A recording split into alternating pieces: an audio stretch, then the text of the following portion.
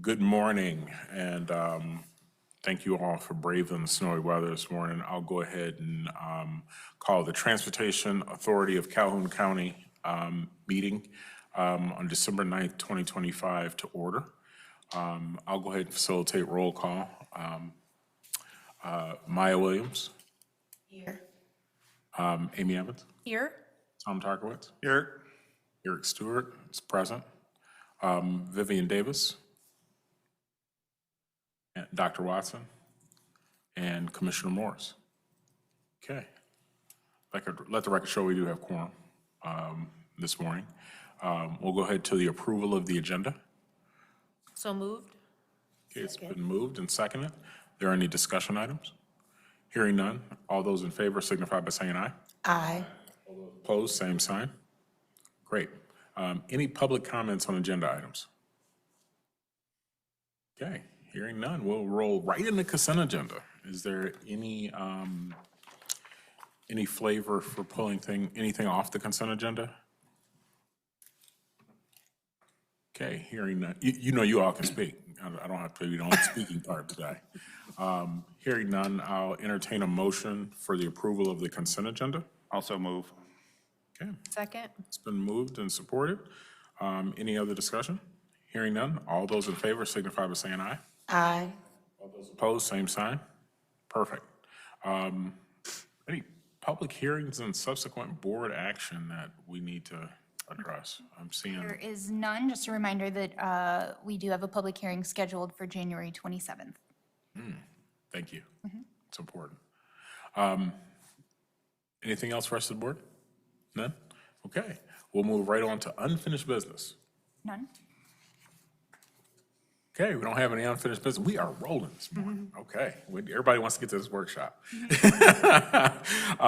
New business. We have a couple of resolution pieces and then the 2026 meeting schedule. Mallory, you want to hit us with Resolution 32-2025, Service and Fare Change Procedures?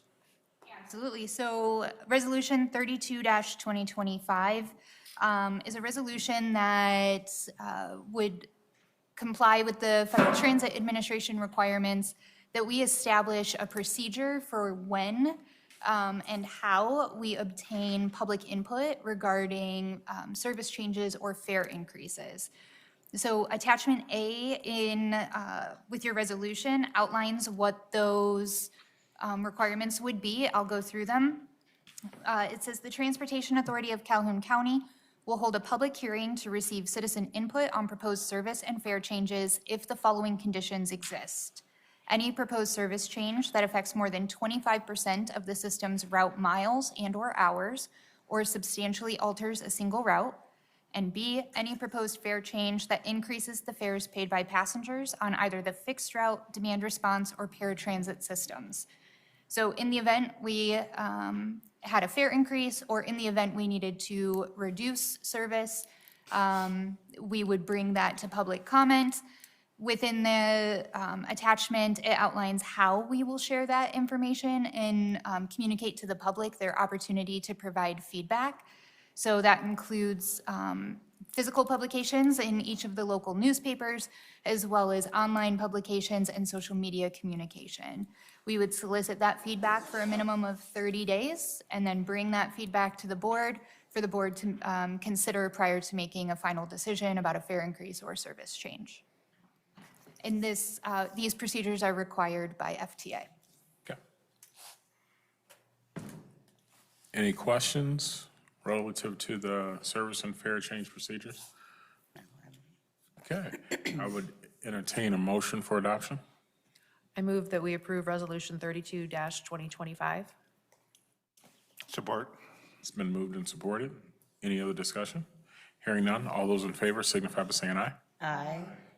Opposed, same sign. Perfect. Resolution 33-2025. Resolution 33-2025 is to adopt a Title VI policy. Title VI is the Civil Rights Act of 1964, which states that no person in the United States shall, on the grounds of race, color, or national origin, be excluded from participation in, be denied benefits of, or be subjected to discrimination under any program or activity receiving federal financial assistance. We have a draft Title VI policy in here, including the supporting documentation such as a complaint form, letters of finding or non-finding, and then our composition of limited English proficiency within our communities. So this Title VI analysis is something that we're required to do every 3 years. It's also something we're required to do in the event we were to construct a facility, or in the event we made significant system changes. So although we make decisions on data, we also have to apply that Title VI lens to those decisions. So the example I always provide there is, although data may support reducing a service or a particular route, we are still required to do that Title VI analysis to make sure that it's not a disproportionate impact to individuals of, or minorities or individuals who would fall under our environmental justice populations. Okay.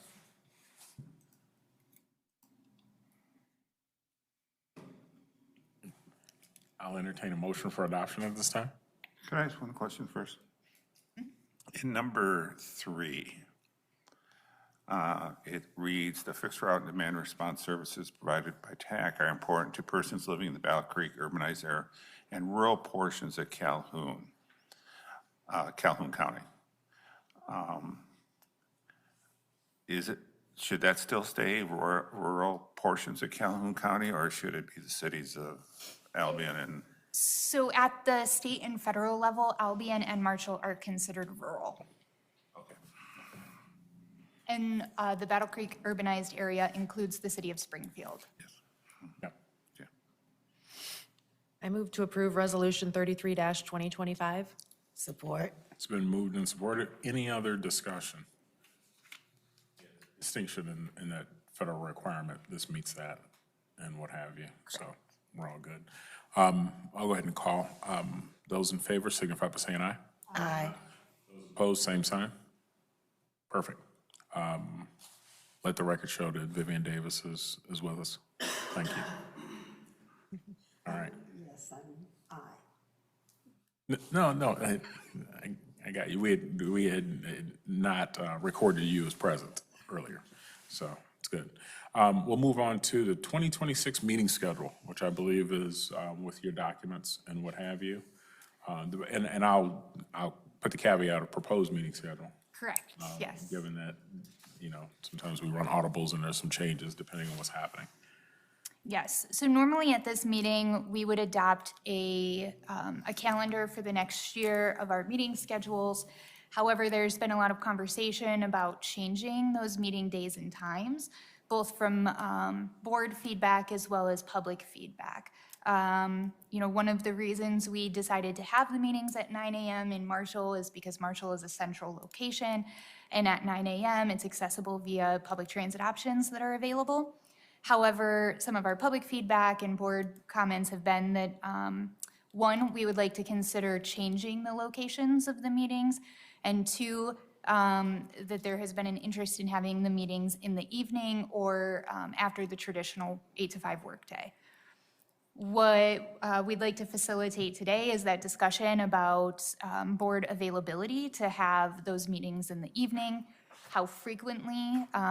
So right now, our calendar was the 2nd and 4th Tuesdays of each month, moving the date, frequency, and location.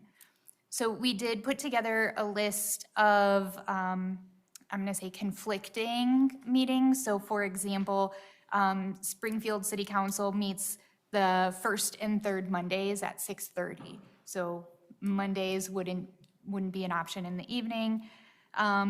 Albion also meets on Mondays. Marshall also meets on Mondays.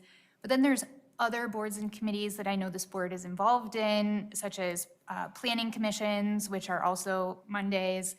And if there are other non-governmental boards or committees that you sit on, identifying what days and frequencies those are so that we can identify what day of the week works for the board.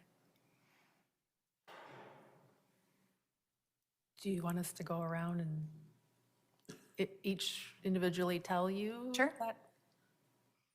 So what days do you want us to say when we're not available? Is that going to be Yeah, easier than? I would say if there is a recurring meeting or like committee that you sit on that has recurring meetings, like the third Wednesday of every month, then let us know that so that we can obviously cross that availability off. Right now, it looks like Wednesdays, our executive assistant pulled together all of the municipal meetings, and it looks like Wednesdays and Thursdays seem to be relatively open, but Mondays and Tuesdays do not look good for most of the members. Okay, so that's what I was going to ask versus the Yeah, very aggressive public doodle poll. yeah. To put everybody on the spot, or everybody's panicked right now. So let's stick with that Wednesday date. Can I just say that on the fourth Wednesday of the month quarterly, I'm on the Springfield EDC board, and that's when we meet. So that's only quarterly, fourth Wednesday of the month. Okay. So we can stick to, Third Wednesday. The second or third Wednesday would be better for me because the first Wednesday I'm obligated. and this is in the evening, right? In the evening. So the second Wednesday would be a January 14th Yeah. date, right? Yep. We go with the second Wednesday of every month from what, 5 to 7? Is that going to potentially affect you, 5 o'clock? Would it be better? 5:30? I looked at Amy, I don't. I think I could do 5. I don't know that I could do earlier than that. Yeah, would- well, I'm thinking about the general public and them being able to exit work or whatever their obligations are and be here, have more access to this meeting. Are we? Sorry. And transportation would be available even today at that time? Yeah. If we are expanding service hours in the first quarter of calendar 2026, which should help with people being able to have access to public transit to attend the meetings. I might recommend 5:30 instead of 5. Yeah, I was headed that direction, so 5:30 to 7. Well, don't give yourself an any time, I think you need to have a start time because you never know how long our meetings need to be. That's 100% accurate. But if I give boundaries, I'm a boundary person. If I give boundaries, then that's a start, right? Put it in your head. Yeah. What about location? Will the new offices have space? The new offices will have space. My goal would be that, potentially by February, we could have that space set up with Zoom capabilities and arrangement for the board seating. So what I would ask staff to do, if you haven't already pondered it, is I know that we want to have, and give us a cadence. I know that the standard location would switch to the office, but I know we want to have meetings in Albion. And, well, Springfield is kind of very close to the office.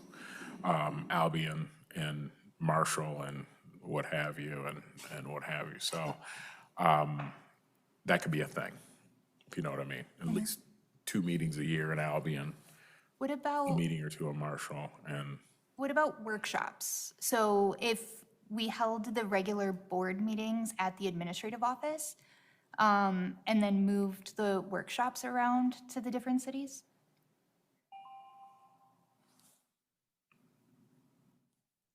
I think she's asking all of us. It works, I think, for me. Workshops in terms of, because where I'm thinking now is either one of the college buildings for Albion or City Hall. And so if I schedule, we can schedule something for workshops or whenever. So I think it's doable. Okay. And how often will we have workshops? Well, at the rate we're going, there's a lot of things that will have to go before the public. Yeah. And a lot of things that need to be worked out. So the frequency of workshops may be just as robust as our meeting schedule. And this is not intended to minimize the meeting time, this official meeting in any other community. But I believe that the workshops are more community-focused, so that may be more, is that the logic behind the priority there? Yeah. And what have you, versus, I don't mean to belittle our work, but the perfunctory work that goes on here. Right. The workshops deal more with, similar to the workshop we're about to have about fare structure. It's more of a public-facing thing than our resolutions and policies, which you can follow up on in a variety of forums. Yes. Is that, okay, pretty, I think it's very doable. Okay.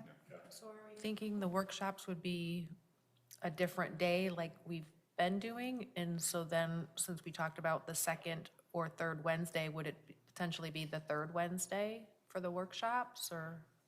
I think we could do it either way. We could have a set cadence for the workshops, or to Eric's point on the frequency of the workshops, I would say most likely every other month we'll have some sort of workshop going on, especially as we're starting to ramp up towards that July 1st, I'm going to say separation. I think the workshops could be scheduled based on availability as needed, so we could send out a doodle poll to the board and determine the best day and time for a workshop, and then work with Vivian to coordinate a location in Albion. yeah. I wanted to talk about my schedule because you're talking about Wednesdays, correct? Correct. Second Wednesdays at 5:30. Second Wednesdays at 5:30, okay, because every 3 months, there's the Cool Center Board meeting that I oversee, so I just want to make sure there was no conflict, so that should be fine. So- It's the last Wednesday. So let's do this, because for me, since we're openly doodle polling,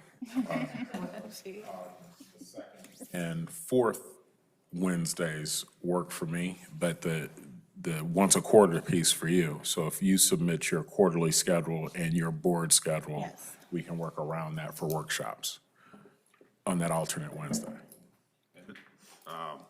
Until we relocate, the two rooms here in the evening have meetings at 7 o'clock on the second Wednesday of the month. So the two rooms in City Hall would not be available the second Wednesday of the month. The room that could be available is the Public Services Building, which I know you've been at, and Mallory's been at, Matt's office is there, but this room and the training room are occupied by meetings at 7 o'clock.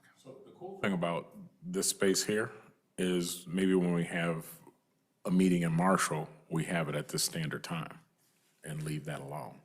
You get where I'm coming from, Tuesday, 9 o'clock, and what have you, versus that Wednesday. And that's only gonna be a couple times a year, so this is gonna go by fast.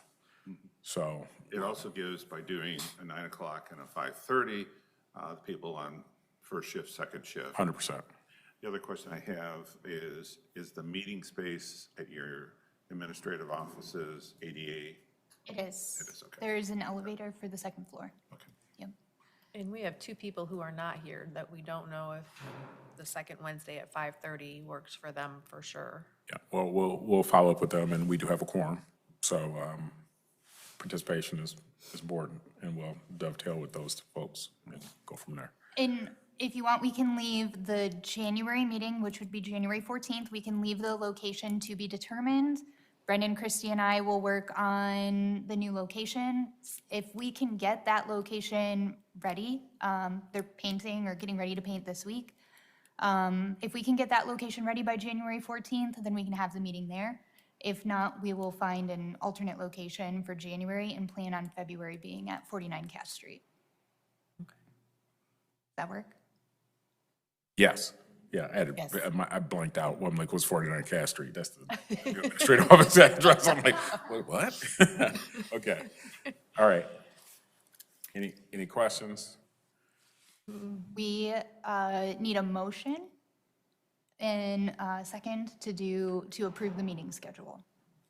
I move that we approve the suggested meeting schedule for the TAC board. Okay, can I add a caveat to that? with the caveat of checking with our absent board members' schedules around that and communicating any potential conflicts. Is there a second to, Ms. Davis? Okay. It's been moved and second. Any other discussion? Okay, all those in favor of the proposed schedule, signify by saying aye. Aye. Opposed, same side. Perfect. We'll move on. Lost my place. Any public comments on non-agenda items? Nope. Hearing none. Board and Executive Director comments. Communications to the board? There were no communications to the board this week. Okay. Legislative updates. I don't really have any new legislative updates. We'll talk about one of them during the fair workshop. We'll move on to, I don't see Jeff with us today. No, Any BCATS updates from the last meeting? no, the last technical committee meeting was canceled due to no agenda items. We have some TIP amendments planned. Keeping in mind the TIP is the Transportation Improvement Program or plan that covers our urbanized area and all projects, including road projects, city, and some of the townships in the county.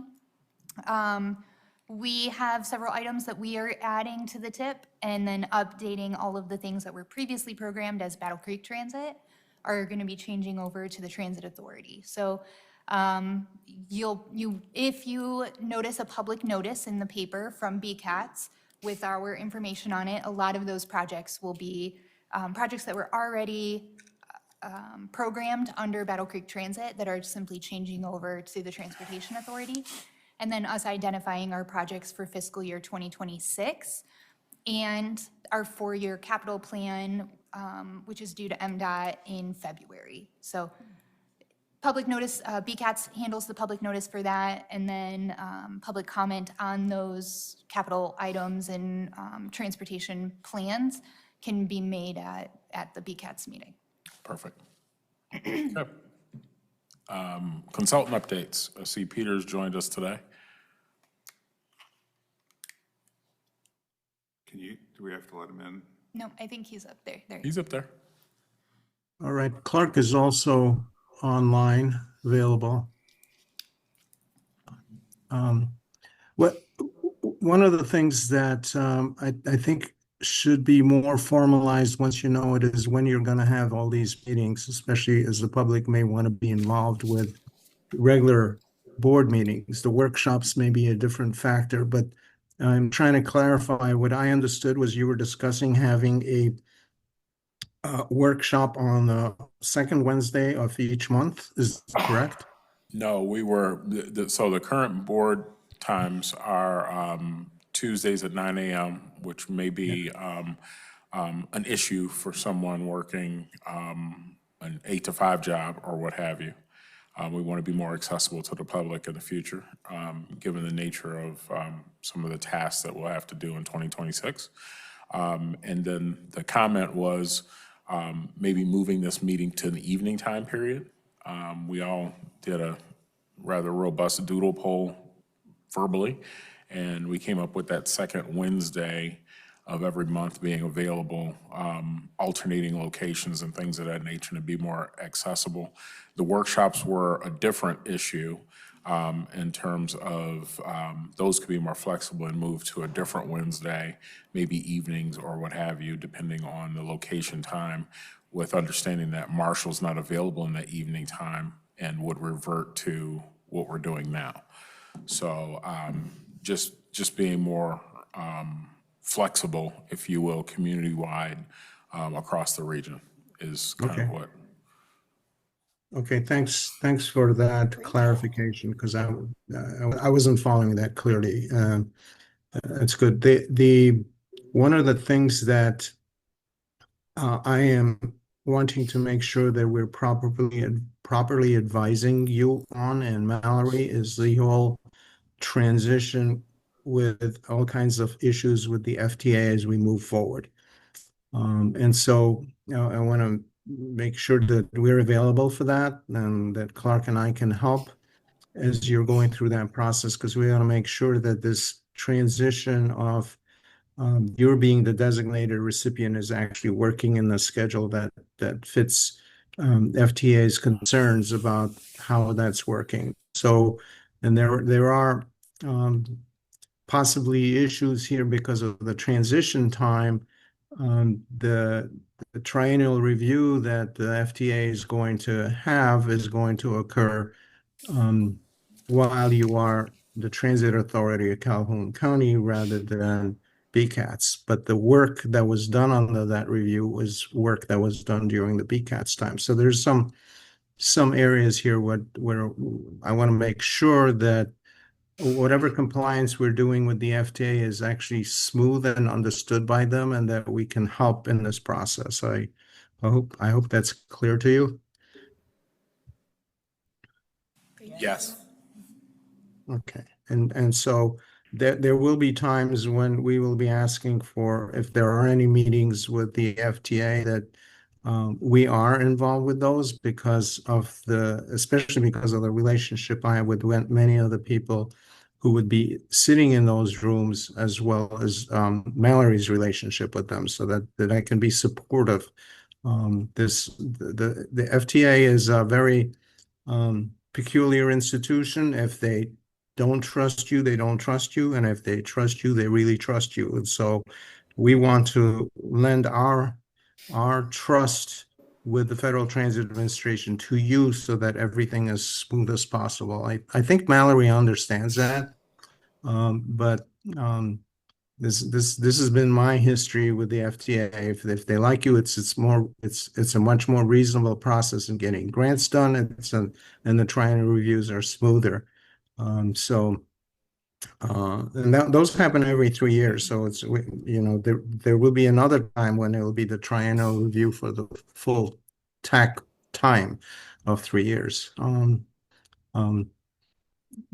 Those are primarily my concerns, is to make sure that the transition is working as we had discussed earlier with the FTA. And I feel, but Mallory can keep us abreast of that, and we can make sure that we're engaged in a way that is positive. Okay, thank you, Peter. You're Clark, welcome. did you have anything to add to that? Welcome back.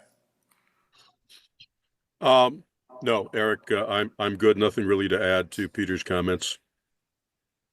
Okay. Thanks. All right, thank you. Yeah, we'll go ahead and continue to monitor both the posture of the TAC and the posture of the FTA under the pretense that we're off to a good start. Yeah. And trust hasn't become an issue as of yet.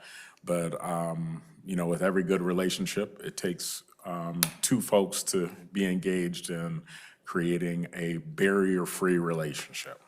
So good thing we have the right folks around the table to avoid any conflicts, and we'll just move that forward in that vein.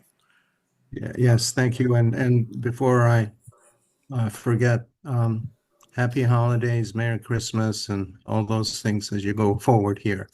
I'm sure that the snowy weather is slowing things down, but not the Christmas spirit and the holiday spirit. Thank you for those kind words, and being the Transportation Authority of Calhoun County, mobility is our thing, and weather does not slow us down. So I'm getting a lot of Well, nods maybe it from does staff. slow us down. Nope. We are in a fully operating piece, and weather aside, that's a predictable event, and We are we professional make drivers. adjustments. We're professional drivers, and we make adjustments. Absolutely. All right, there we go. Having said that, I'll quickly move on to, Eric, before you leave the communications, because I don't know where we do board communications, a question is, there should be 2 or 3 of the board members who need to be reappointed by the County Board of Commissioners. Do we know if that is happening? Because I thought the terms were at the end of the year. Yes. The city of Battle Creek reappointed Janeja to the TAC board. That resolution has already been sent to the county. It will be on, I think it's the December 18th county meeting. And then Amy I don't know if you've heard back yet from Springfield, but I think our intent is to have the city of Springfield reappoint Amy. December 15th, it's on the, or will be on the city council agenda. And then Doug is kind of preemptively putting that on the county agenda for the 18th, since there's not much turnaround time there. Okay, good. Those are only 2 expirations this year. Okay, and the communications to the board were under board and executive director comments, that first one. Well, I see communications to the board, but Not from. Speaking out of from the board. I married an English Correct teacher. me last time, so it's your turn. Okay, we'll go ahead and look at, there's a couple of public hearing dates that we stated earlier, along with the board meeting, January 27, 2025. So, How about 26? Oh, yep, you're right, 2026, that's my fault. Yeah. I'm just reading what I'm told to do, and we'll go from there. You should have cut. Totally missed that. Unreal. I did. I missed something else too, and I'm slipping. Slip a year. I like it. And you came in just under the wire too. And we almost made it. So, no, that's okay. I'll take that percentage. Any other comments? My suggestion would be we maintain the public hearing for January 27th, since we already passed that resolution. That would be here at 9 a.m. Now, public comment can be provided in multiple ways. We'll talk about that during the workshop. But my suggestion would be to maintain the public hearing and then a motion to adjust the board meeting to our previously approved schedule, which Janasia texts me, that works for her as well. So I'll double check with Dr. Watson. Perfect. But I'll say in closing, we did have a great holiday presence in multiple parades and what have you. And I just want to publicly thank the staff for all of the effort they put into decorating, organizing, and being present at those events. That was kind of cool. So there were some of us that were able to attend those, and I think it was a great representation, and how those things get done in the midst of all the other things that you have to do is just amazing. I think a lot of personal time was taken in terms of getting vehicles ready and so on and so forth. So kudos to staff for doing that. Yes. Appreciate that. I echo that. I was going to do that also because everybody showed up in Albion, even though it wasn't as large, as the other ones, but Albion is special. My husband and I we went to the Kids and Stuff after the parade. Okay. Saw Santa Claus, and actually ended up buying a family membership. So, Great. It is a really cool place. Bring it on in. Transportation, Albion participation, and economic development. Economic all in one night. development, yes. Okay, all right. For those of us that can't see Vivian, she is beside herself with giddiness, being all things Albion. I'm glad that worked out this year. All right, any other? And the one thing that I know that the staff is going to do is because of the visibility, the banner, to get a new banner. Because we were going to use the old banner, but it said November 5th vote, so we very well couldn't use it. Oh, okay. it was a pre-millage banner. Yeah, So it was the one on that getting a new Linda one. carried, as a matter of fact, in the parade last year. yeah, we'll work on getting a new one. Yeah. And then we'll assign people to carry that, so no one person will have to Has to carry carry an 8-foot banner. I still have no idea how that happened, but kudos Well, I to was Linda. campaigning at the time, so I very well. No, you wasn't there. Linda had to tow that whole thing. She volunteered. Okay, all right. Having said that, I'll go ahead and call for adjournment. So moved. Okay, it's been moved and supported. Okay, all those in favor signify by saying aye. Aye. Okay, great. Do we need to take like a 2-minute break for bathrooms or what have you? And then we'll come back and open up the,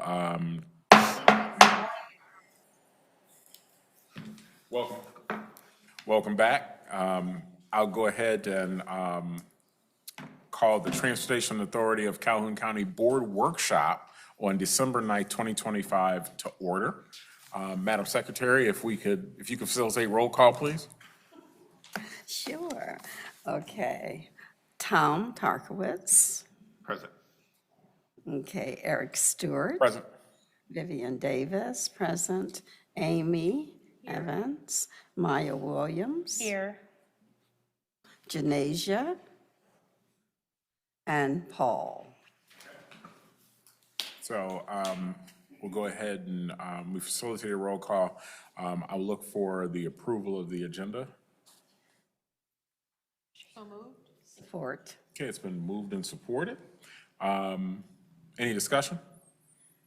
Okay, all those in favor signify by saying aye. Aye. Those opposed, same sign. Great. Public comment on agenda items. Is there any public comment on the agenda items here? Okay. Okay, hearing none, we'll get right into discussion about the fare structure recommendations and discussion. I think that our director will help facilitate that with some support from staff, and we'll kind of go from there. I believe you all have a presentation in front of you, and to kind of follow along, and then we'll go ahead and get that.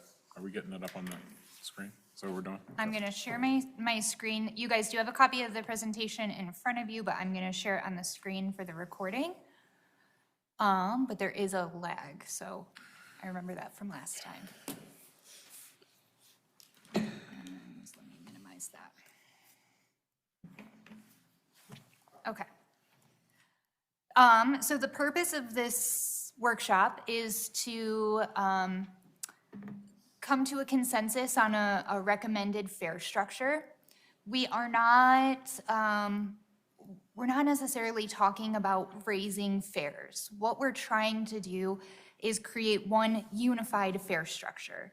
So if you recall from our previous meetings and previous workshops, each of the existing systems had very different fare structures. So for example, BCGO is based on mileage. The Albion Marshall Connector was based on a kind of a subsidy from the city of Albion previously. And there's no clean way to just say, this is the new fare without going through this process. So we met back in September, August, and we talked about some of this. And this is essentially a summary of what we had talked about. We had talked about maintaining the current fixed route bus fare, which really impacts mostly the city of Battle Creek and the city of Springfield. Those fares were just increased in 2022. And so we would maintain that at $1.75 for general fare and 85 cents for reduced fare.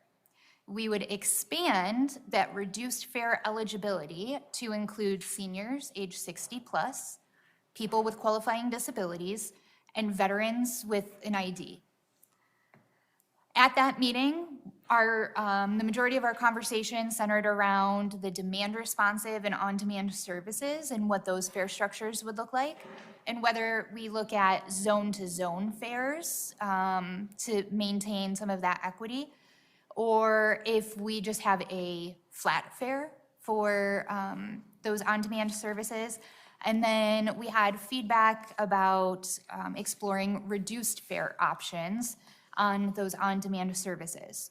So the on-demand services are not required to have that half fare. I clarified again with MDOT this morning. Because we offer the half fare on our fixed route services, we meet the state and federal requirements for that preferential fare. It can be this board's decision to offer a reduced fare on whatever services, and so we'll talk about that when we get to that fare recommendation. And then one of the recurring topics, both in our previous workshops and at some of our community events, is around establishing an equitable fare structure that allows families to travel together. And so I think some of my proposals here address these issues. This would be a reminder of what the current fare structures are. So looking at Battle Creek Transit, $1.75, 85 cents.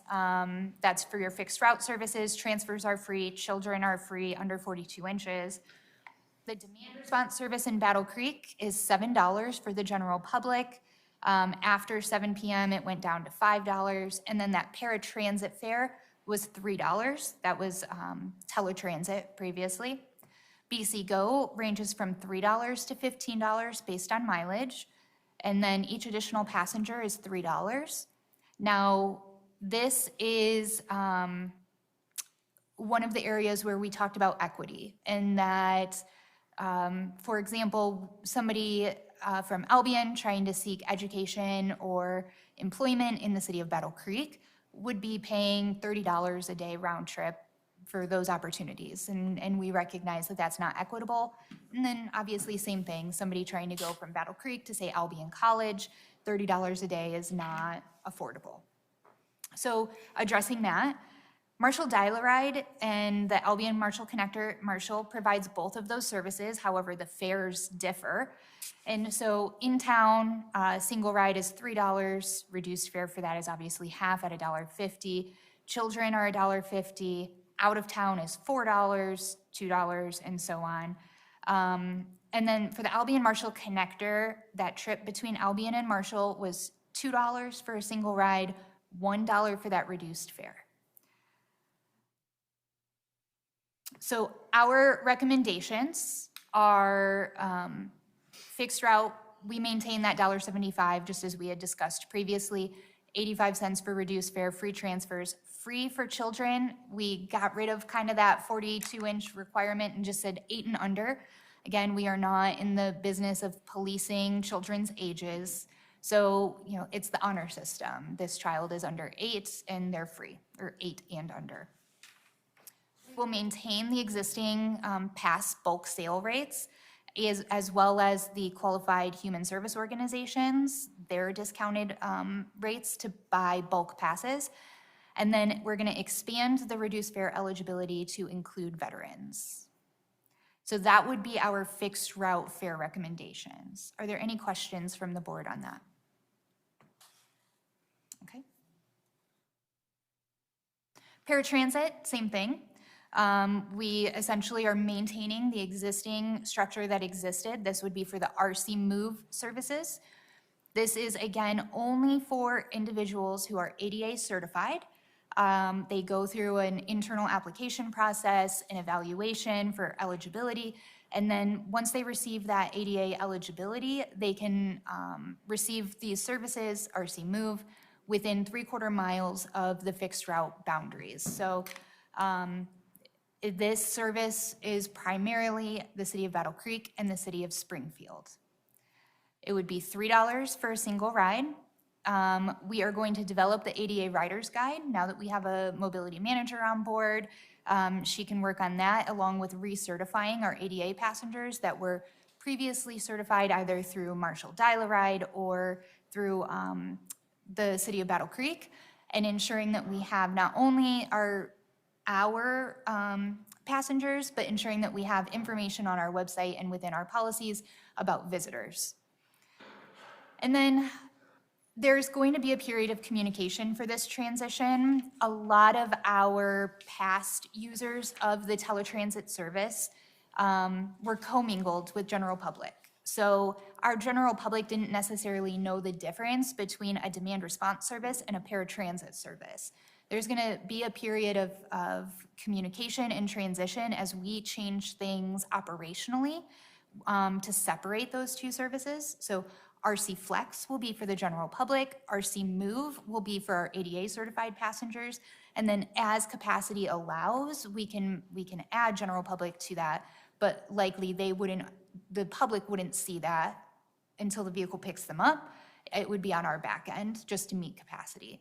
So there's going to be a period of, I'm going to say transition as our public gets used to those changes and the availability of those services. So RC Move would mirror the fixed route hours. So if fixed route runs from 5 a.m. to 7 p.m., RC Move would only be available during that time.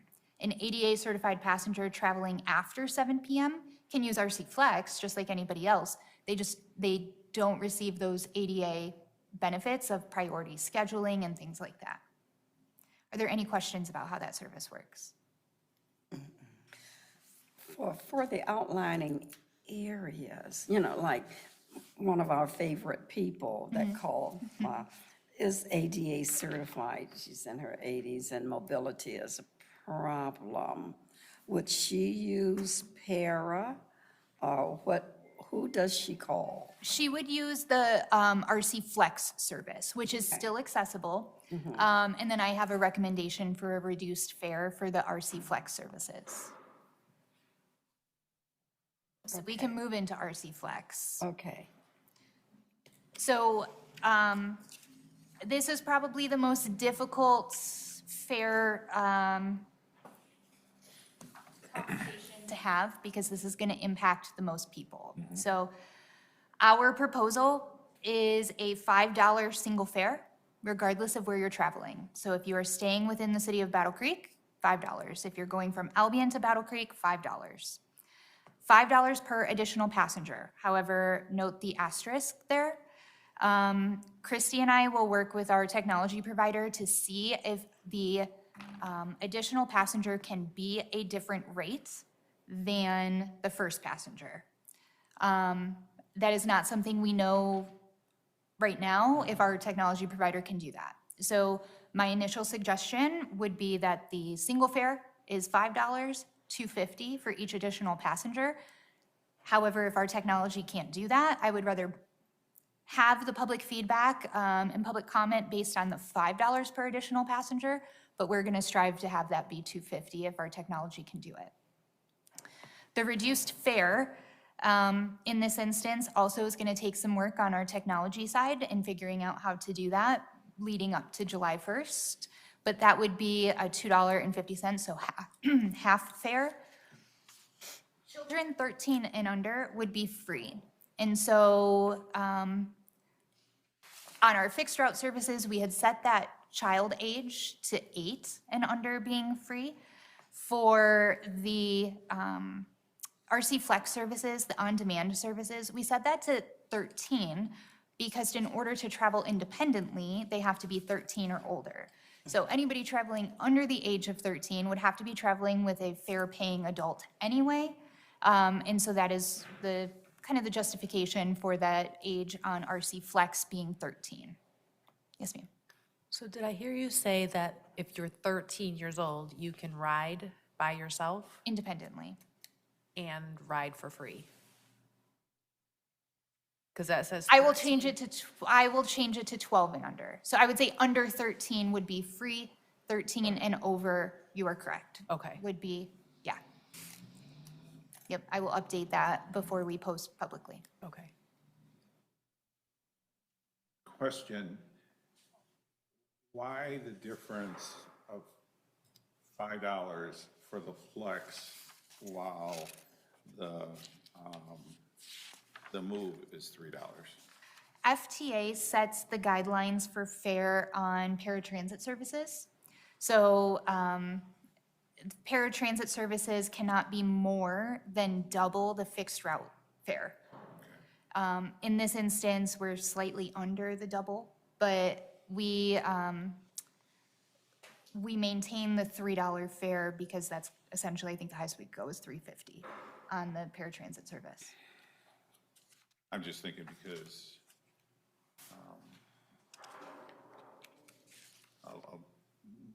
I'll be Marshall for a while here. Marshall's been paying $3, and now it's going to $5. And they're paying the property tax as well. So that's a big pill to swallow. And so, yes, I'm just. Yep. And that's why that is the point of this workshop. If the board has other recommendations or would like to see other fare recommendations, we can absolutely take that back and rework it before we post publicly.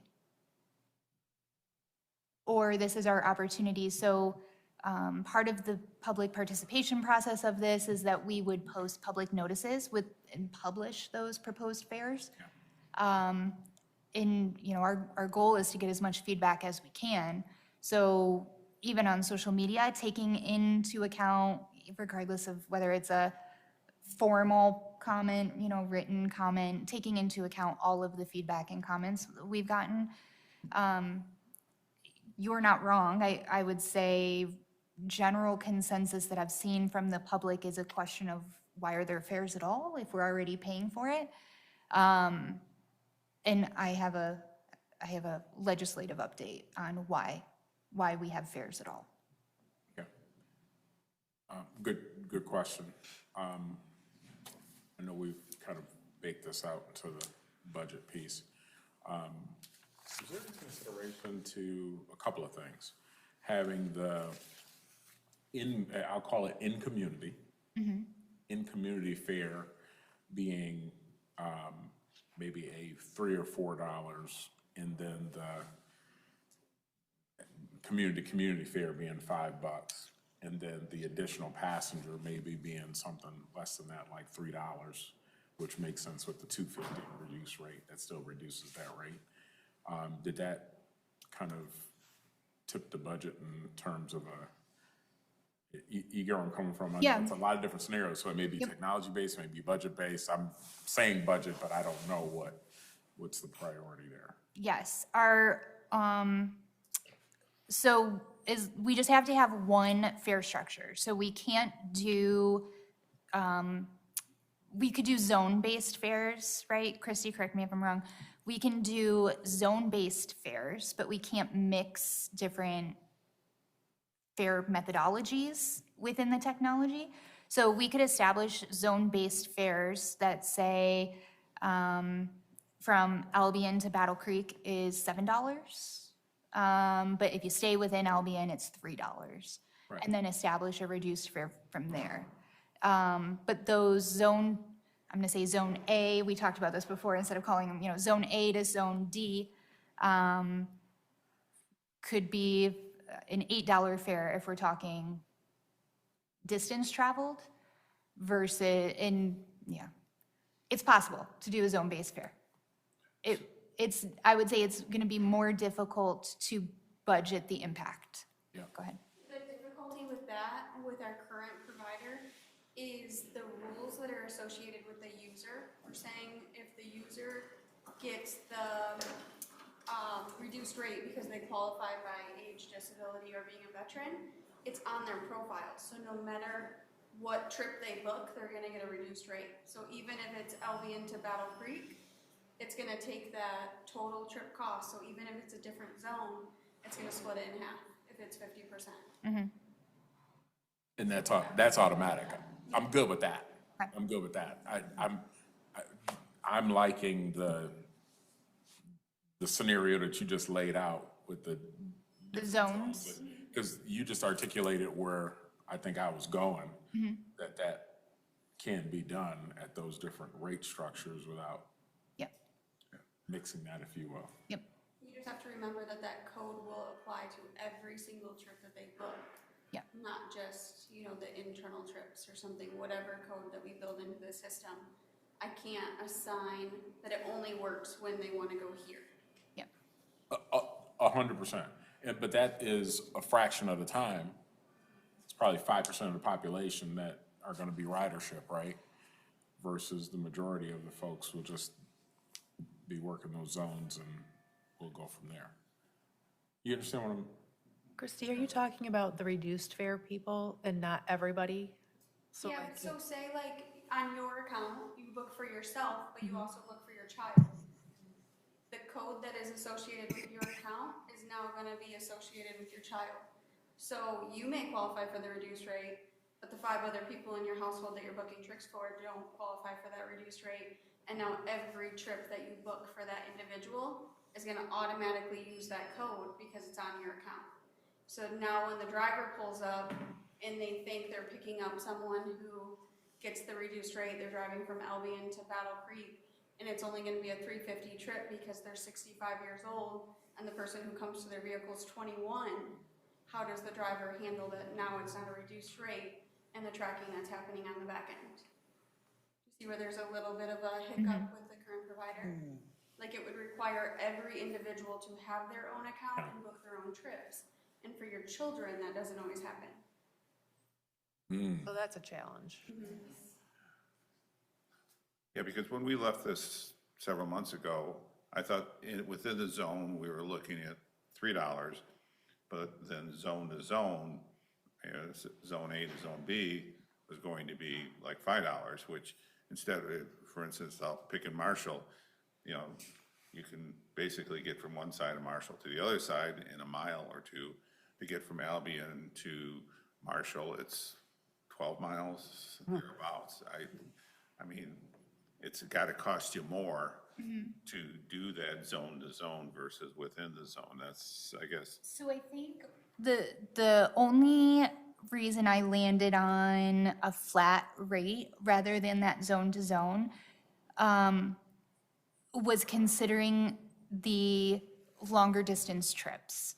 So in order for that zone to zone to make sense, so let's say staying within your zone is $3, but going from zone A to zone D, which is a longer trip, if we were to incrementally increase that, now let's say that zone A to zone D trip is $10. So let's say we went 3, 5, 7, 10. Now somebody going from Albion to Battle Creek would still be at a $20 round trip. And I think that's the only reason I landed on a flat fare. Versus under this structure, it'd be a $10 round trip. Could it be like 3, 4, 5, 6, like $1 more per zone instead of jumping up more could. than that? I don't know. what is the cost from Albion extreme to extreme in our zones?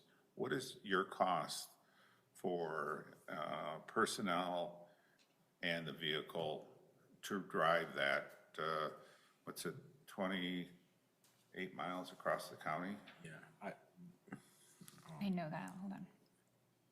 I'll allow her to answer that question. That my devil's advocate says, I don't know if that's a fair comparison based on how things work. And I'll let the technical folks answer that.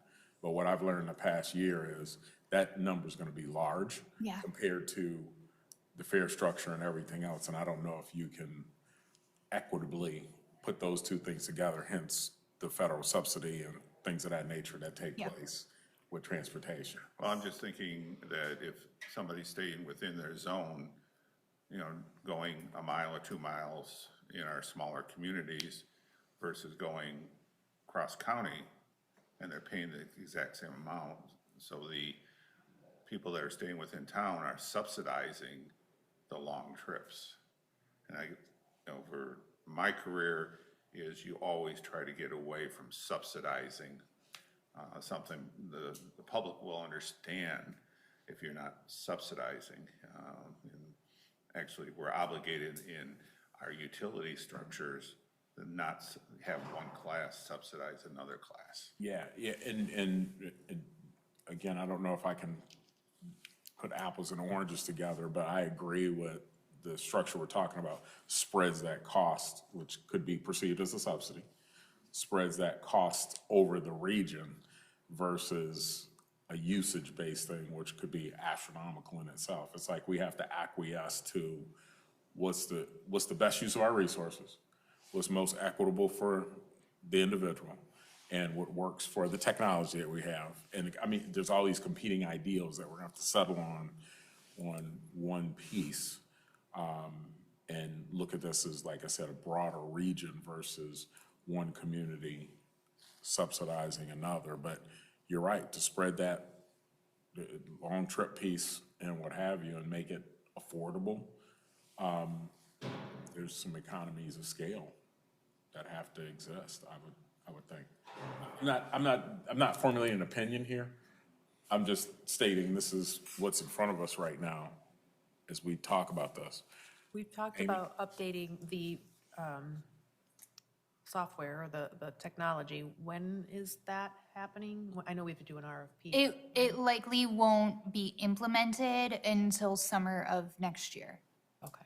Yeah. So for half a year, we have the technology that we have and we have to work within it. But then after that, we can have something that works better for our needs. Correct. So does that mean that what we're talking about now is only going to really apply for that half a year? Or is it gonna be for a whole year, or what is? Well, so this board could make the decision to review fares at any time. So let's say we adopted a fare structure now for implementation. If we're looking January 27th being our public hearing, then we could probably March 1st have fare structure implemented, whatever that fare structure is. Unless the board wanted to push it to a later date. I would like to see us by July 1st on a unified fare structure just for reporting purposes. I know the city of Marshall and the city of Battle Creek are currently still collecting those fares. Once they come under our reconciliation, it would be much easier administratively if it was a singular fare. So, technology-wise, it seems like it'd be better to keep doing what we've been doing until we can get new technology, and when we can get that, then change it to what we want. But I also know there's budgets to consider, or the budget to consider, and so I don't know if that works for our budget to do it that way, but it just seems like it would make sense to do that. I don't know. That's just my thoughts on it. So from the technology perspective, is there something in particular that you want it to see in the fare payment or the fare structure? Like we were just talking about, for a family, I think zone to zone, which it allows, but it doesn't allow for a family of different ages and different types of people to have different rates, it sounds like, the current one. But the new one would ideally allow for that, and, it would be by the person, not by the address or whatever it's using now to identify the rate. Because it doesn't make sense for, like you were saying, a 65-year-old and a 21-year-old, that they should, even though they live in the same address, they shouldn't have the same rate based on the reduced fare eligibility that we've determined. So it seems like that's one way the technology could be different or improved, just based on that conversation. There's probably others, that's just the most glaring one at the moment. Because right now, well, we don't have flex, but right now, a large family is totally, the services would not be available to some of the large families that we know. Because if a person has 5 children, and that happens in real life, they wouldn't be able to use public transportation. In this case, they would. So for RC Flex, if they have 5 children under the age of 13, they would be able to ride with themselves, and we would have to figure out how to indicate the additional children without a charge on the technology side, but the children would be free. Okay. But But the if you got a bunch of 13-year if you got a bunch of teenagers, yeah. yeah, but And didn't you say that you weren't sure if that 250 was going to be available for additional family members past the first person? Correct. So that's the piece that we have to check into with the additional passengers. Because within the app right now, additional passengers is a separate line. So I'm not sure, it's a different booking indicator. So I'm not sure if that can be adjusted as its own fare. In the event it can't be, that's why I have the $5 on here right now. Right, so that'd be another thing for the new technology. Correct. Yeah. So before Janasia is super sick, Commissioner Morris is super sick, and sent me a little note that she's been listening to the conversation, and her request was similar to mine about keeping those zones and those communities to $3, and then everything else is $5, running that and seeing what that looks like. With that, understanding the reduced fare structure would apply as it's indicated here and what have you. That's also what I was asking too. So if we put those side by side, the $5 straight across and that, what I call affectionately the zone-to-zone piece, you know, what does that look like total, and is that equitable? And look, I just want to say this is why we have these workshops, because this is not a straightforward conversation. We're not going to come to any type of structure that meets the needs of every human being in the region. It's just not going to happen. You understand what I'm saying? And I'm not being callous or non-caring or what have you. This is a very hard conversation, and that's why we have this workshop before we get to a public hearing, so we can hear how it affects the public and community, if anybody else has any other ideas. But, you know, I'm trying to balance things out and make affordability, safety, the client experience, the associates that work for Ride Calhoun's experience, all be across the board, both enhanced, equitable, and something we could look forward to. It's a new rebalance. So one question, would the board want to entertain if we went to a $3 in zone, $5 zone to zone? Maintaining a reduced fare that would be $1.50 and $2.50, or having a flat fare without the reduced fare given the $3 rate?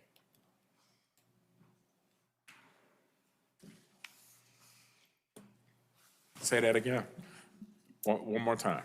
Do we want to continue to offer a reduced fare on the RC Flex service? So under the $5 flat fare, we proposed a reduced fare.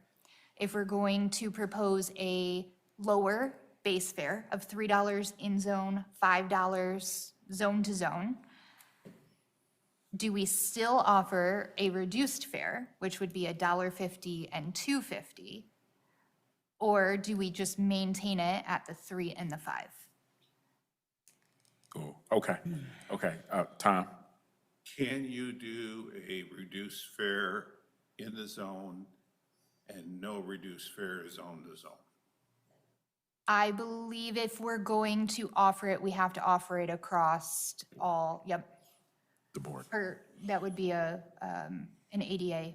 Yeah, because the ADA still applies. The reason you qualified for a reduction should Yeah. apply no matter where you're going, right? Yes, yeah. Yeah. I think it has to be offered, if you're going to offer it, it has to be offered to all eligible.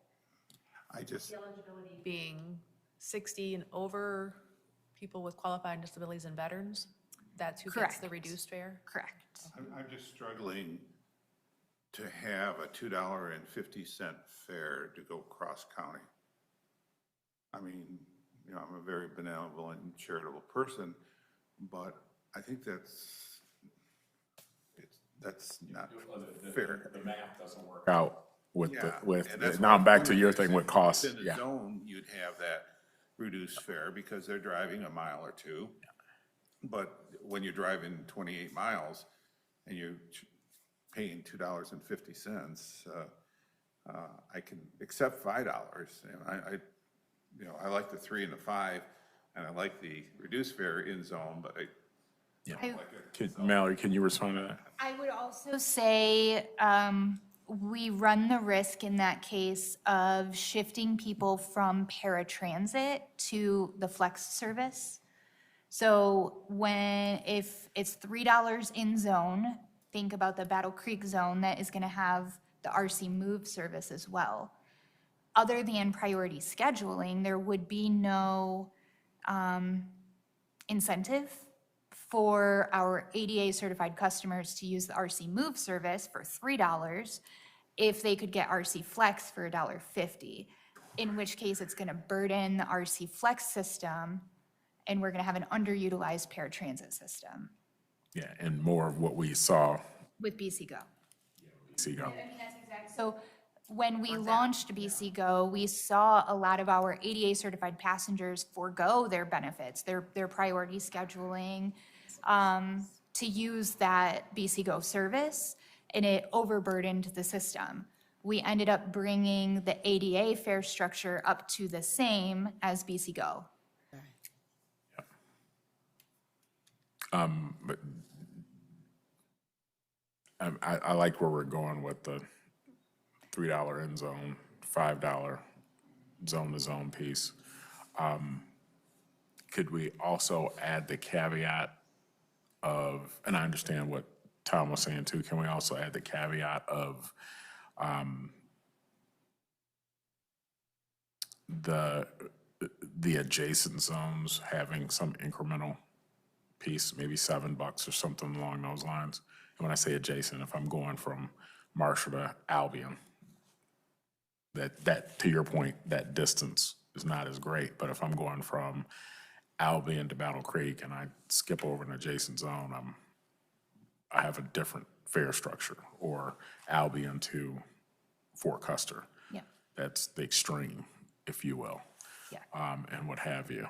I wonder if we can, that's kind of a hybrid of what Commissioner Morris was talking about and you were talking about and what have you, that blends all of those things together, versus having a $2.50 ride Yeah. from the one extreme adjacent zone to another, if that makes sense. Am I? Yeah. Yeah. I think my question would still apply to the reduced fare. So would we still offer a reduced fare on a service within that zone that's, so if we said $3 to stay, whether you're staying in Albion, Battle Creek, Marshall, that reduced fare would be $1.50 for that ride within that zone? I don't have an answer to that, but we talked about $3, but then this was proposing $5. What if it was $4 to start with within the zone, so that we're keeping the flex more available for the general public, if that's a concern, with the other conversation we were having, and then do $1 increase per zone as you go away from where you started, like 4, 5, 6, 7. So to go from Albion to Battle Creek or Battle Creek to Albion, it would be 7. But to go, well, or maybe 6, I don't know. Because there's 4 cities, but if we're counting Springfield and Battle Creek as one, because you have to go through Springfield to get to the other side of, to get to the fort. So if we just really had 3 zones, maybe it would be 4, 5, and 6. So it would be a $12 round trip to go from one end of the county to the other at most. I'm just trying to figure out a way to think of the budget, think of the services being utilized in the way that they're intended to be utilized, and making it, So hold on to that thought. To answer your original question of that end zone reduced fare, I don't think we can get around that, right? Because it's a requirement. It is not a requirement. However, if you offer it to one zone, you have to offer it to all of the zones. So if we were to say we wanted to reduce fare on those more expensive trips, the longer distance trips, we would have to offer that reduced fare to the less expensive trips, correct? but what if we just offered a reduced fare for extra people and not based on the 3 categories? Yeah. So like, say, the first person is the maximum fare, but then each person that comes with them, their family members, are at a half rate, Yeah. perhaps. Could And it be that way? So I'm inclined to believe that's possible, because right now our BC Go app is based on mileage, right? But for each additional passenger, it's a flat rate. That each additional passenger isn't getting charged the same mileage rate, it's just a flat $3. So that's what leads me to believe the technology is capable of doing a different fare per additional passenger. It's then when we combine that with a reduced fare that we have to talk to the technology provider about how do we apply that reduced fare to, say, the first passenger, right, who may be eligible for it, but their additional passenger is not eligible.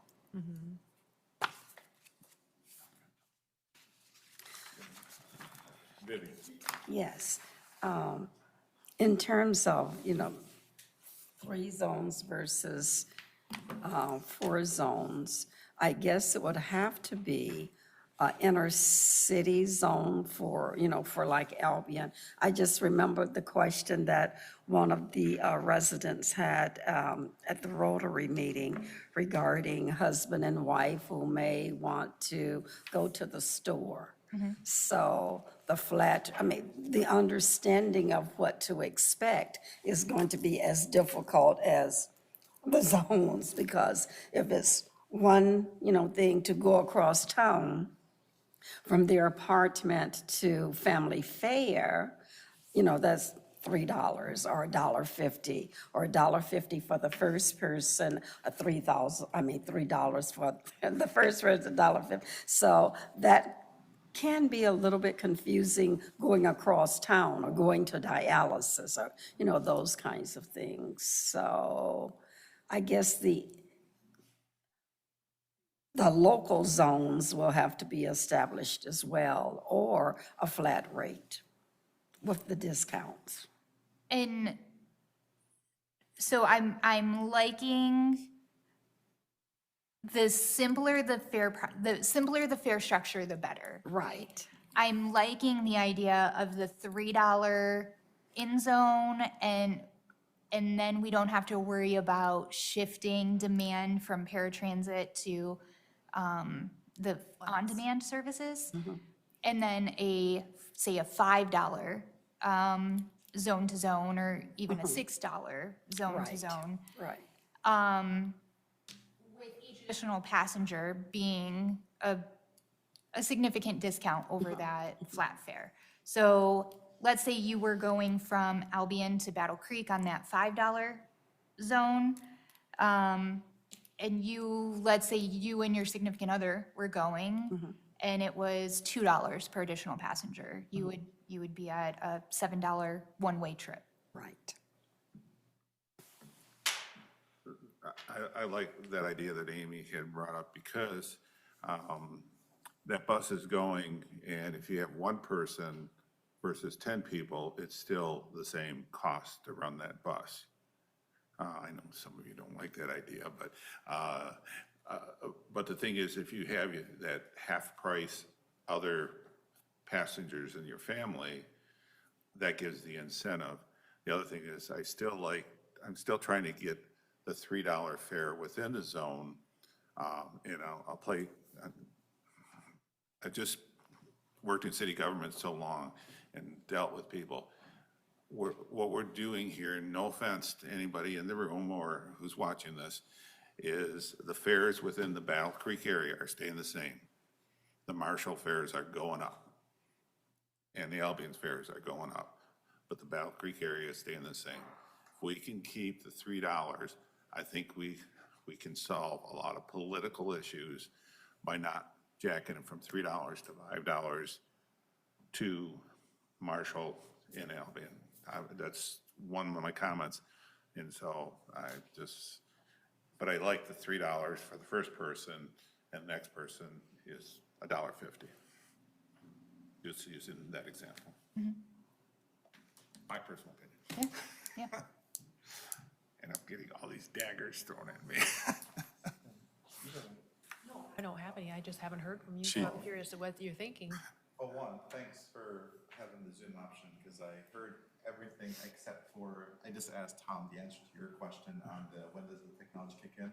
Because that was between my parking spot and up the stairs. So, yeah, I tend towards a blend of what's the operational efficiency as well as the community needs, right? Because it doesn't help to have a super complex fare system on the operations side as well as for the consumer, right? Because it's like, okay, because that way it's not easily, you can't market it very well if it's very confusing. And it's very hard for individuals to understand sometimes the value proposition, because when things become too hard to explain, you lose value proposition automatically. So I tend towards the simpler approach, which is what I think, I don't know if we're leading there or not, but that's my number one component piece. Tom? An operational question to the group is, do you envision that you pick up a passenger in Albion going to Battle Creek, and at the same time, there's 2 passengers in Marshall that need to be picked up? You're planning to use that vehicle to pick up people along the way, am I correct? Yes. Good. I would hope so, Tom. I would hope so. I know what our dial ride bus is. I hate seeing one person and 3 buses in the same spot at the same time. It's always bothered me, but. Yeah. We hope to take care of that. Ms. Williams? Yes, Amy and I were just talking, I agree with what Amy said. Okay. What our thoughts is about the pricing and how it should work. Ms. Evans?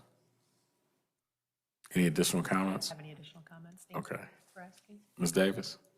No additional comments. The only thing that we didn't talk about, and maybe it's not the appropriate time, is we're still getting opportunities to purchase passes or to purchase tokens. And because even though, $3 may not seem a lot, it may be a lot for some people. And there are several businesses and organizations that would like to help out. So we want to address that eventually. Yes, right now, our technology doesn't allow for passes the way that you're traditionally used to with Marshall Dial-A-Ride or even the old teletransit system. We're working through what that can look like.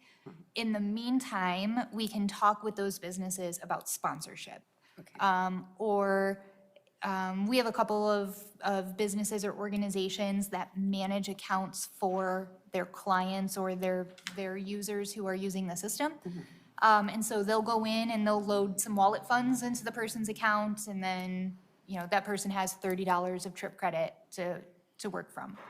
So if you want to get us in touch with the businesses that are interested in that, we can talk about what the options are, both now and future. Yeah, and that could be one of the topics when we have the work session. We were saying maybe having a work session in the communities. We can specifically invite the businesses by going through the Chamber of Commerce for one thing, because we are a member. Yeah, I know we have a variety of folks that are looking for ways to participate right now. And staff is kind of reviewing those and keeping those in a hopper. The other piece that would help with what we're talking about too is somehow having facilitation of our third-party providers and things of that nature to ease stress on the system, build efficiencies and reduce some costs and what have you. Some analysis will have to be taken into consideration for those pieces too. And those folks are excited to participate. Yeah. So we're off to a good start there. Tom, I see your hand, and Doc Watson, I'm gonna come to you. Okay. Matt, the Lions Club, the free senior Wednesdays, how do you envision the Lions Club continuing to do that free Wednesday for seniors? I think Mallory nailed it with sponsorship is really gonna be our best option. I don't know if there is some type of in-zone fare to maybe have the Marshall Lions Club, and the other contributors look into a sponsorship for maybe in-zone and Marshall continue to keep that going. So would it be the $3 fare, or would it be higher just because it's a sponsorship? I'm trying to think of how do we now sell it to the groups that are doing this, that have been paying, then all of a sudden now I'm getting the feeling that they're gonna be charged more than if the person was getting the, Then I don't know, so are you asking like the, what is it, Mallory, the certain organizations that, get the reduced rate? Yeah. Are you asking, would they be eligible to be able to get a reduced rate? well, I just wanna make sure that they don't have to pay more than what they're paying now for their donation. I understand that, I don't. So my answer on that, I guess, would be they can continue to sponsor at the rate that they have been sponsoring to offset fares. So our supply is greater and our demand is gonna be greater, right? So right now, the Lions Club provides trips in Marshall for Marshall seniors. But now our service area is no longer just Marshall. So is the Lions Club interested in sponsoring, all of the trips on a particular day, in which case that is a different cost? Or are they just looking to offset, so maybe on, those Wednesdays, it's half fare for the entire system? Or it's an opportunity for us to collaborate with multiple organizations and not just one club taking the burden? They do not have the capabilities to do the whole system. They would have to do, they can do the Marshall system. It'd be in Marshall. It'd be in Marshall. But to your point, and there's more analysis that needs to happen when it comes to sponsorships and things of that nature under a programmatic piece versus it being piecemeal. We gotta take a look at, what does the ecosystem look like? How do we facilitate a fair system, and what's the impact to those organizations that had a different structure? Because that structure will change, but you're 100%. What happens to a Lions Club, for example, when somebody's gonna get on the bus and goes, I want to go to Harbor Village? Then what? Well, it would be great countywide, for the whole system, that Lions in Marshall and the Rotary in Battle Creek and Rotary in Albion, those service groups united. So, okay, that'll be in the future. Yeah, and I think that's a perfect example of where, between Christy and our mobility manager and myself, that we can have those conversations with the organizations and, maybe get them to match each other's dollars so that we stop thinking, remember, we're trying to get out of the silos. And so we stop thinking about just serving specific communities or cities, and we're thinking about serving the entire system, which again, we eventually want to be the entire county. And so that burden would be even greater to one organization. So ideally, we would. But as more organizations participate. Exactly. The Yeah, burden becomes less. exactly. So, because we were just talking about one small community and one small organization. And it gets more complicated also because senior millage, we give money to the Lions to then give to Marshall Valley. We're trying to simplify the That's at system. that point. So for the purposes of, we've swerved into a different lane, based on time. Dr. Watson, I want to make sure any opinion you want to, so Mallory, based on the conversation we had today, I think we've heard some positive things. If you will go back and rerun what I affectionately call that hybrid model, if you will, with those blended rates and so on and so forth, with the caveats of the reduced fares and what have you in that zone piece. Let's see if we can rerun that model with that and what that effectively looks like. So before, I want to make sure I'm clear on the board's intent. I heard Amy talk about kind of the stepped or incremental zone to zone, right? And there's support for that. Which you became excited about. Yeah, yep. And I think that's absolutely doable. I think for me, it's the reduced fare piece that we have to be cognizant of and identify, is that if we're offering a lower in-zone fare, like $3, do we still intend to offer a reduced fare, which would cut that fare in half?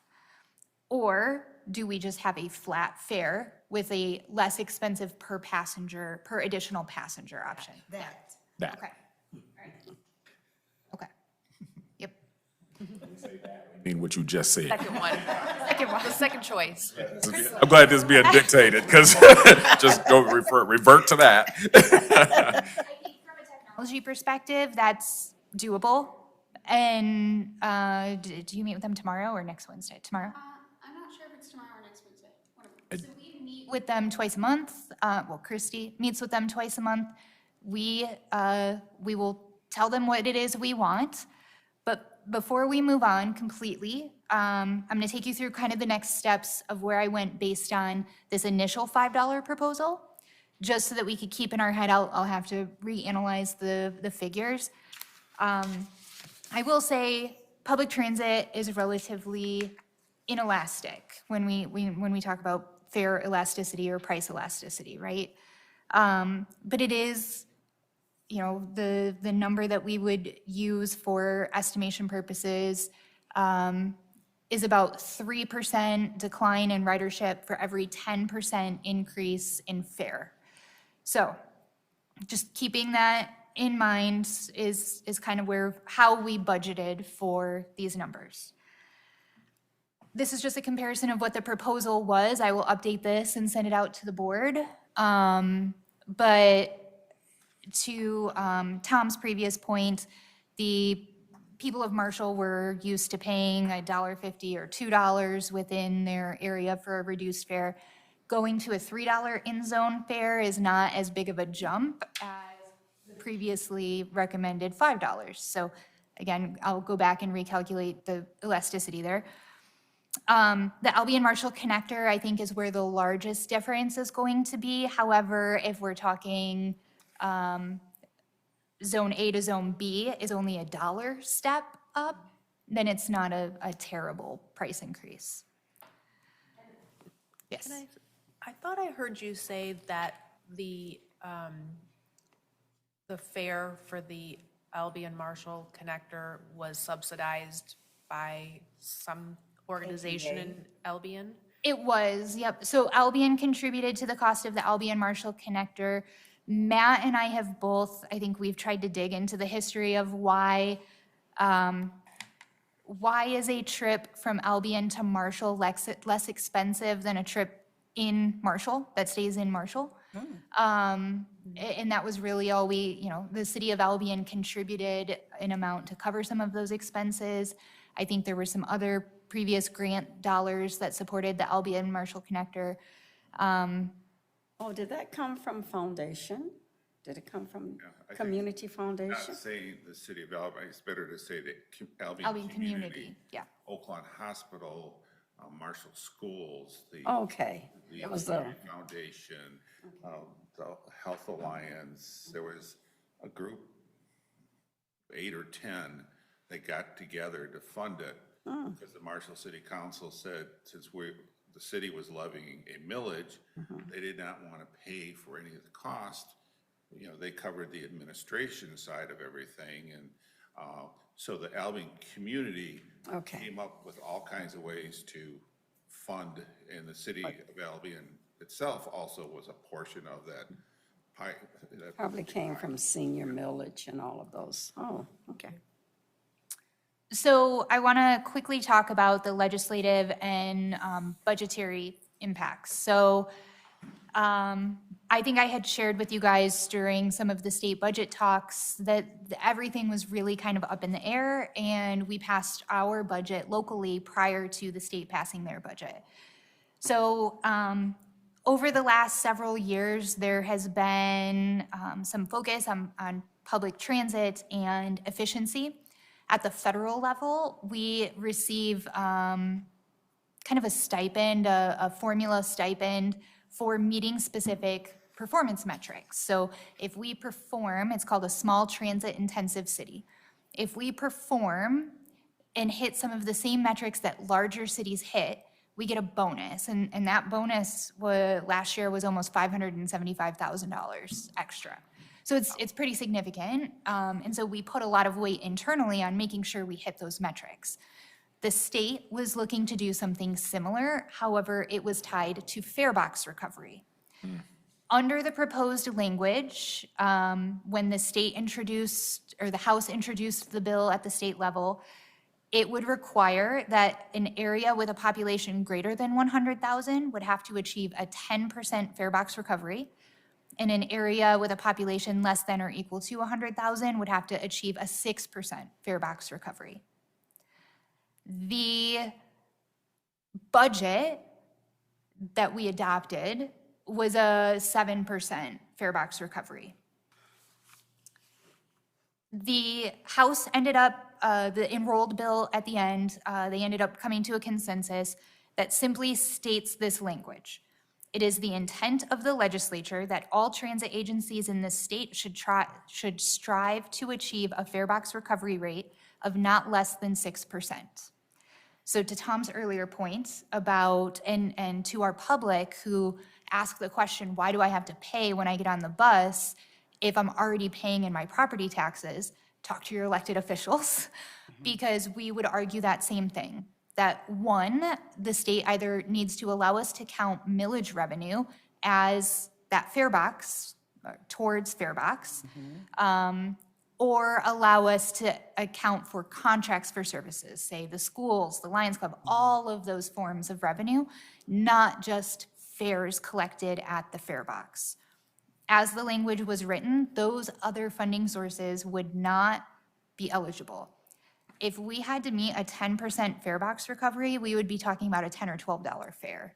Wow. So just keeping that in mind when the public asks us those questions, I would expect that at some time in the next 5 years, we will see language that doesn't get changed at the state level. My feedback with legislators was, we are not opposed to metrics, right? Let us just be a part of the conversation about how those metrics get calculated.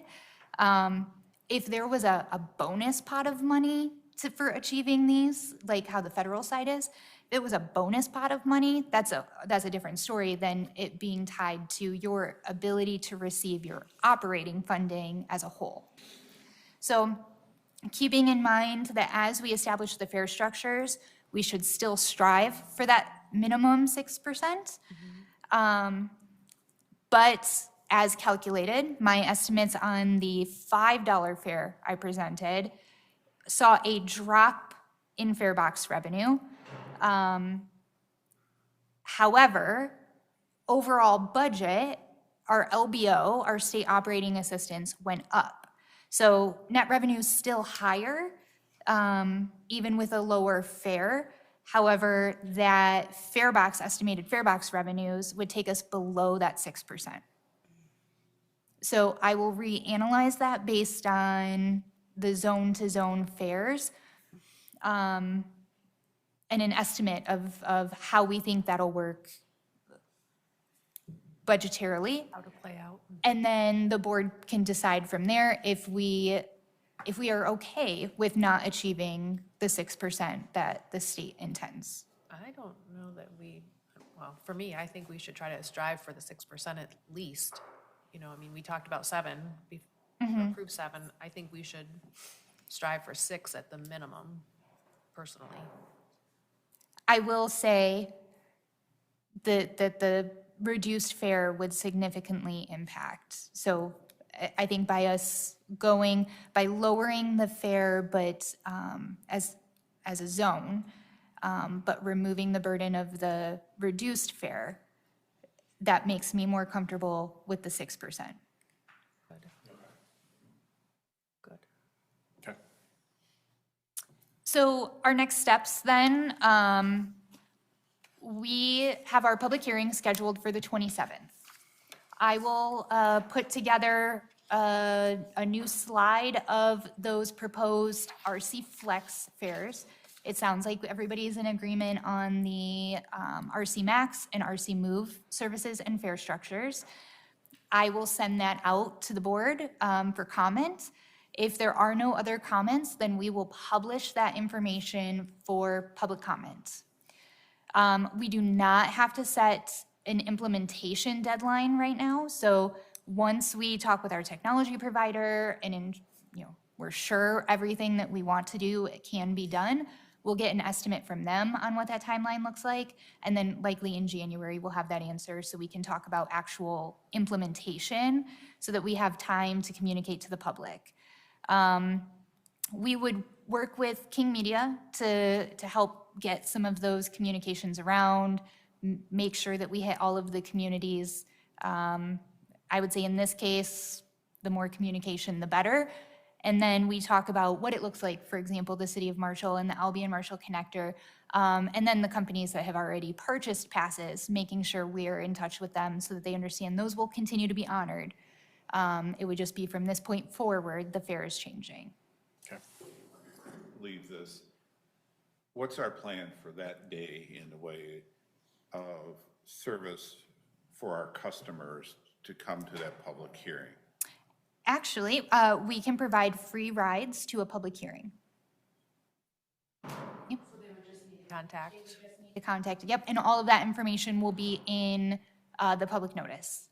Yep. That way no one can complain they can't get here. Yes. And again, we will consider any comment, a public comment. We're not going to restrict it to only those in writing or made at the meeting. I will share good, bad, and otherwise, including social media, with the board so that you can make a fully informed decision. And there is no requirement to make the decision on January 27th. We can hear the public feedback on January 27th. The board can go home and think about it, and then we could plan for that third Wednesday, I don't even remember anymore. Second Wednesday in February, the board can make a formal decision. Okay. Okay. Good to know. Sounds good. Okay. We good with that?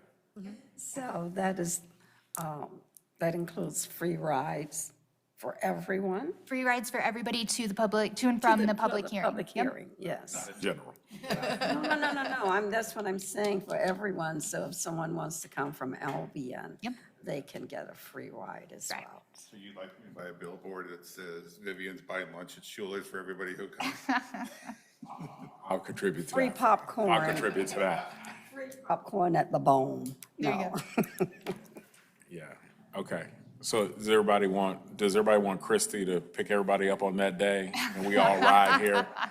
Is that what's happening? Yeah. Okay, thank you. Yeah. Okay. Yeah. Were we all in agreement with that direction Yes. and what have you? All I need is consensus for this piece, and then we'll go from there. I think, thank you very much for laying that out and facilitating that, that broad discussion around this rather complicated subject. So I'm pretty sure we'll have more questions. Any questions that you have, forward those to Mallory on an individual basis. And we'll kind of go from there, and Mallory will do her best to disseminate that and meet the requirements of the Open Meetings Act. Again, we can provide comments. You can provide comment back to me. Don't discuss between each other. Yep. Yep. All right. Okay. Having said that, I have one, I just have a quick update. oh, okay, I didn't see that on, okay. So just at the end of the presentation, I just wanted to give you guys a quick update because we're coming up to the end of the first quarter of the Yes. fiscal year. When we had our first workshop back in September, we had set some sprints, some goals for our sprints, and so just bringing, an update to you guys on how those are going. The first one being the fixed route RFP development. We have a consultant under contract to help us develop that RFP, and our goal is to get that out. If not by the end of this calendar year, then very early in January. Our bus stop signs, we have the one up in front of our office. I don't know if you've seen it yet, but we've changed that one out. Kale's taken delivery of the rest of the signs, and we're getting those installed. You have all seen our new guide, our new brochure that gives rider information. Our website has been updated. I've gotten so many compliments on our website and people asking who did our website. So the last piece of that is that we have updated all of our route maps, and we're waiting for King Media to make them look legible. And then those will be published to our website hopefully in the next week. We've deployed a couple additional vehicles. Again, we have 6 more that we need to order and take delivery of. Kayla and the team have been working on, we're trying to prioritize who has availability and what is the delivery timeline going to look like. Our grant is pretty open, allowing us to mix up what those vehicle configurations look like. So trying to get the most bang for our buck, but also get them here as quickly as we can so we can get them deployed. Vehicle branding, I wouldn't say we're halfway through the new fleet, but we're making progress on the vehicle branding. The team that is wrapping the vehicles has done a great job. The vehicles look great. You can tell the difference from, I'm gonna say, some of the quick advertising that gets thrown on the buses to these. This is, a long-term wrap that, our maintenance team is taking care of and making sure that those wraps stay in place for several years. And then, as you can see, we're through some of the staffing and organizational restructuring. We have a couple of more positions, supervisor level positions, that we are looking to fill with, I don't think it's posted yet, but the job descriptions have been sent for final review. And then operational agreements have been executed. And I'm putting us at 50% for our community and outreach, community education and outreach, because our feedback from the last sessions was that we wanted to do 2 more. We wanted to do one in Albion or Springfield and one in Marshall.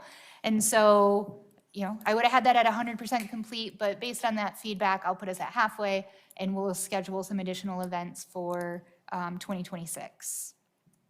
So that was phase 1, and phase 2, just as a reminder, was to continue that community outreach and education. This takes us through quarter 2 of our fiscal year, quarter 1 of the calendar year. Vehicle delivery and deployment. We are actively planning right now to increase our service hours. So Amanda, first day on the job, we met with our team and I said, hey, this is what we're trying to do and trying to work through. And so she and her team are making that happen. We are obviously going to begin negotiations with ATU as we look at their contract expiration with the city being June 30th, making sure we have a good lead time on that. Technology implementation that we were just talking about, that fixed route study. Our bus stop improvements should be done in that first quarter. And then continue that ramp up of staffing. Again, our budget supports hiring almost 20 additional drivers. However, we have to balance that with taking delivery of vehicles. So we have posted already our CDL and non-CDL positions, looking to fill those. Question on that. Is Matt getting that posted in the Marshall Dial-Ride office? No, we talked about, the Marshall Dial-Ride drivers could essentially apply for the jobs. The difficulty that we would have with that is our employees are not able to drive the vehicles that Marshall still owns because the TACC is just leasing those vehicles. We're not able to mix the ownership of the people and the vehicles. So we can share it.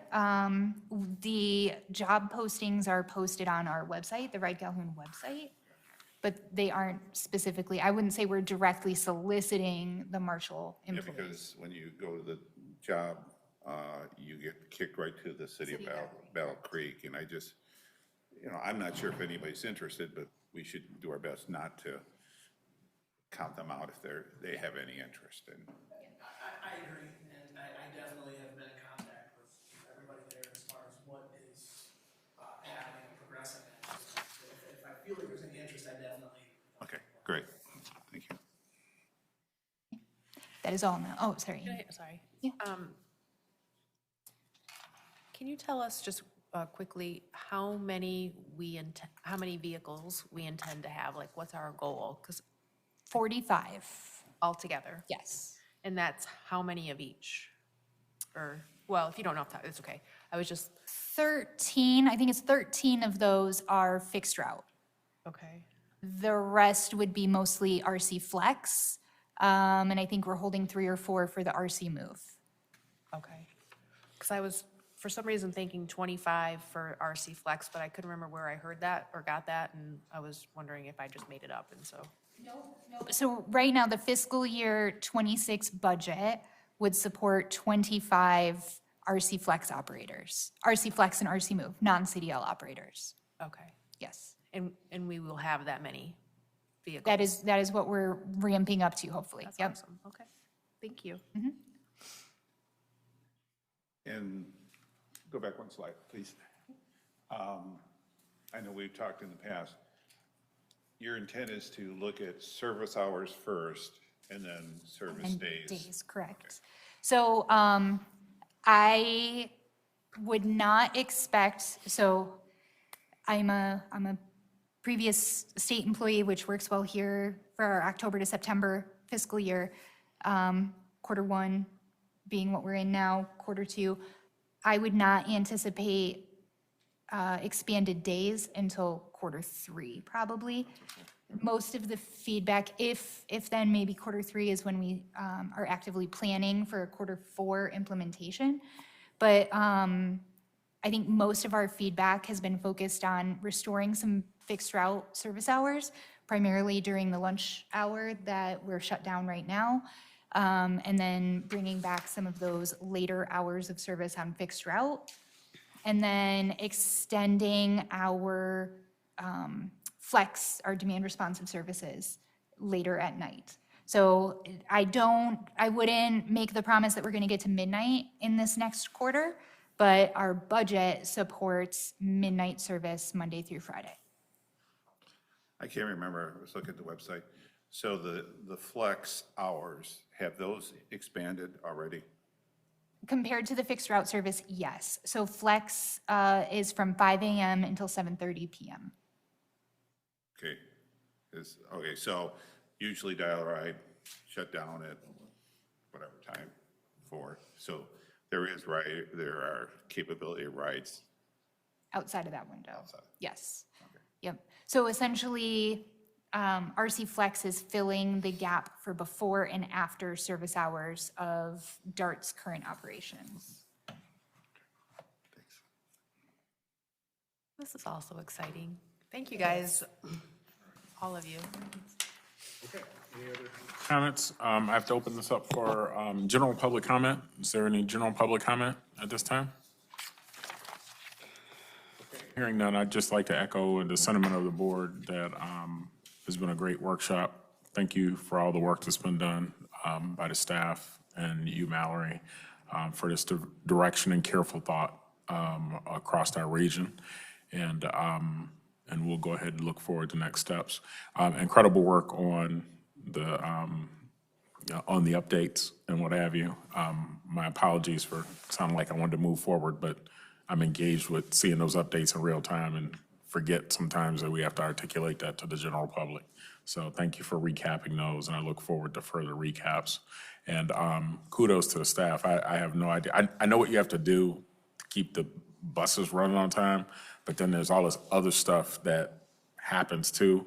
That's just amazing. For those of you that are not in the room that can't see the gallery, we have a lot of staff present today, and almost everyone has some type of energy drink or Monster.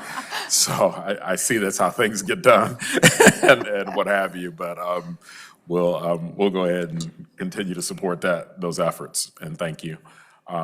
Tom? And we are not planning to have the last meeting of the month. Are we? I mean, this is. We have canceled the December 23rd meeting and moved those subject matters into the January time period. All right? Yes. Okay.